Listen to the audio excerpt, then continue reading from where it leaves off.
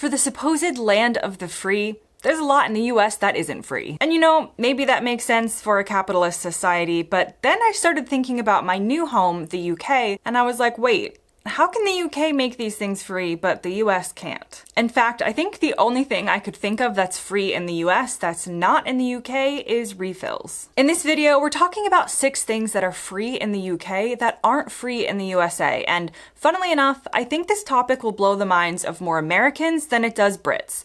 It certainly did for me when I first moved to the UK in 2012. Number 1, the NHS, or healthcare being free at the point of use.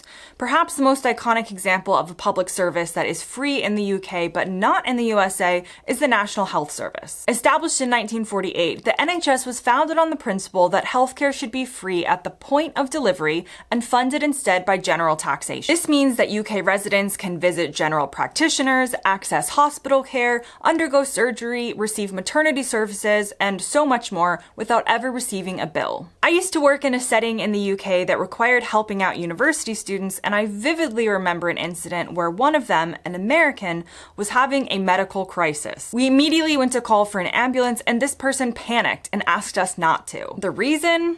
They were worried that they couldn't afford it on a student income. While continuing to dial 999, we had to remind them that life is different in the UK and that they wouldn't be charged for an ambulance coming out to attend to their life-threatening situation. Because, in stark contrast, the American healthcare system is primarily private. According to the Kaiser Family Foundation, as of 2023, over 27 million Americans were uninsured and millions more were underinsured. The average annual premium for employer-sponsored family coverage in the US was around $23,000 in 2023. Even these insured individuals typically face co-pays, deductibles, and surprise bills. You can call the ambulance, but you're probably going to have to pay a bill for it. So while you can't breathe, you have to decide, is this really necessary, or should I try and tough it out? And as I've said before on this channel, and the comments will come, I know, the NHS is not actually free because it is paid for by taxation, but it's a much different way of funding the service, and it is free at point of use. As long as you're a citizen or legal resident in the UK with access to public funds, they're not going to look up your tax records before they give you the surgery. And medical bankruptcy is virtually unheard of in the UK, but it's a common issue in the US. A 2019 study published in the American Journal of Public Health found that 66% of US bankruptcies were tied to medical issues, including bills and time lost from work. Now, the next thing on my list is free university tuition in Scotland for Scottish students. In Scotland, university education is free for Scottish students who attend public universities in Scotland.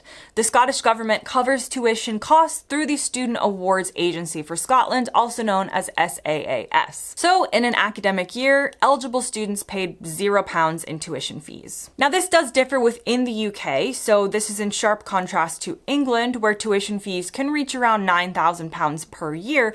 But comparing it to the USA, college tuition is often extortionate across the pond. According to the College Board, the average annual tuition in the US for public 4-year in-state universities was $10,940, and that is cheap. For private institutions, it exceeded $39,400. Additionally, American students graduate with an average debt of around $30,000, which creates long-term financial burdens. This difference between the US and Scotland in particular illustrates how education policy reflects broader social goals. Scotland views higher education as a public good worth investing in, while in the US, it's often treated as a personal investment in a financial commodity. Now let's talk about bank accounts. In the UK, opening and maintaining a basic current account is typically free.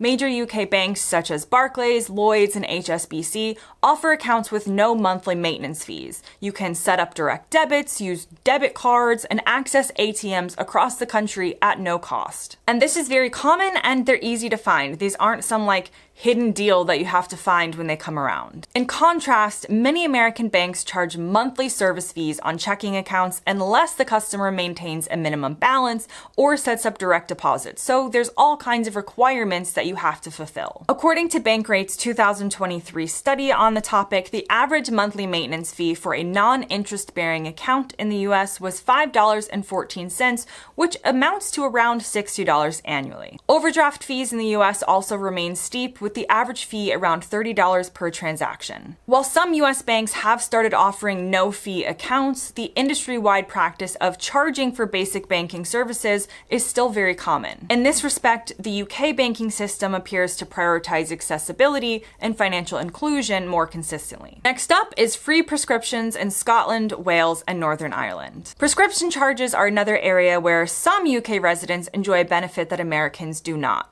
In Scotland, Wales, and Northern Ireland, all prescriptions are free for residents. This policy was introduced in Wales in 2007, Northern Ireland in 2010, and Scotland in 2011, with the goal of removing barriers to medication adherence and public health. In England, prescriptions are not free, but the cost is fixed and is around £9 per item, although many people are exempt, including children, the elderly, pregnant women, and those with certain chronic conditions. This is unheard of in the US. In contrast, prescription costs in the US are highly variable and often excessive. The Commonwealth Fund reported that in 2022, the US had the highest per capita pharmaceutical spending in the world, with the average person spending over $1,200 per year on prescription drugs. The price of insulin in particular has drawn public outrage. While a vial of insulin costs about £25 in the UK, in the US it can cost up to $300. The UK system reflects a public health approach, while the American model is market-driven, with pharmaceutical companies playing a major role in pricing. Now, cultural access is another area where the UK excels in providing free resources. Major national museums in the UK, including the British Museum, the National Gallery, the Natural History Museum, the Museum of Scotland, the list goes on, they offer free general admission. While they may suggest or ask for donations or charge for special exhibitions, the core collections are open to the public at no cost. By contrast, many leading museums in the US charge entrance fees. For example, admission to the Museum of Modern Art in New York is $25. The Field Museum in Chicago charges $30 for adults. While some American museums do have the occasional free days, these are exceptions typically rather than the norm. And last on my list is free access to nature and national parks. The UK's 15 national parks, including the Lake District and Snowdonia, are open to the public free of charge. There may be parking or facility fees, but there's no general admission charge. You can just go in and enjoy the national park.